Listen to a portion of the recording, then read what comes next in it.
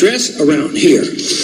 What I was mentioning in the speech that you were referring to is the fact that there is some evidence that we're learning that lesson, learning how to manage a fiat currency.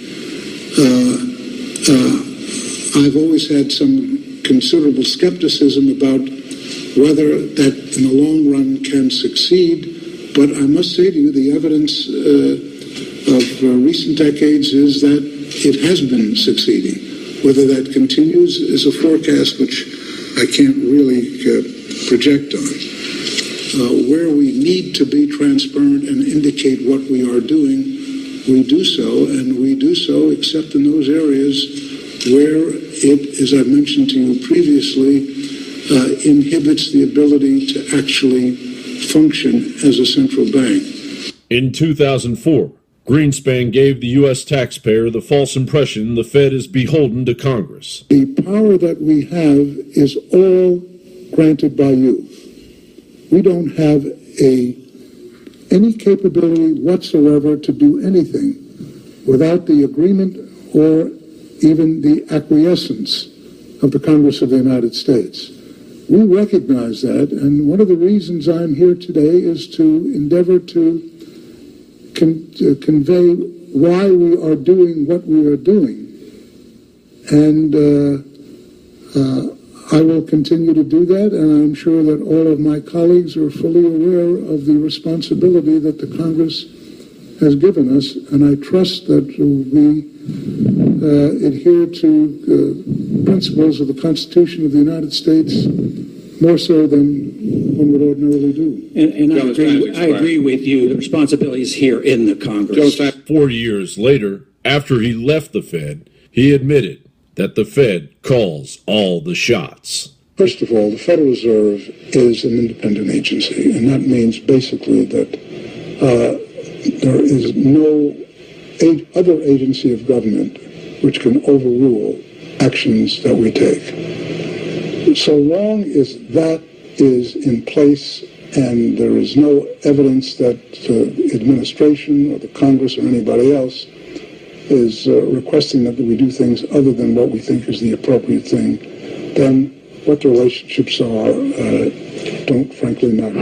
His replacement, Ben Bernanke, echoed this sentiment and its campaign of worthless paper versus the invulnerable commodity, gold. You know, the price of gold today is $1,580. The dollar during these last 3 years was devalued almost 50%. When you wake up in the morning, do you care about the price of gold?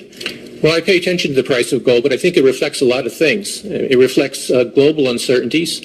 I think the reason people hold gold is as a protection against what we call tail risk, really, really bad outcomes. And to the extent that the last few years have made people more worried about the potential of a major crisis than they have gold as a protection. Do you think gold is money? No. It's not money. Even if it has been money for 6,000 years, somebody reversed that and eliminated that economic law. Well, it's an asset. I mean, it's the same. Would you say Treasury bills are money? I don't think they're money either, but they're a financial asset. Why do central banks hold it? Well, it's a form of reserves. Why don't they hold diamonds? Well, it's tradition, long-term tradition. Well, some people still think it's money. I yield back. My time is up. Thank you. Ben Bernanke's successor, Janet Yellen, Federal Reserve boss, has plunked herself down as the face of the private cartel of banksters masquerading as a federal government agency. Are we still a capitalist democracy, or have we gone over into an oligarchic form of society in which incredible economic and political power now rests with the billionaire class? I don't know what to call our system or how to, I prefer not to give labels, but there's no question that we've had to trend toward growing inequality.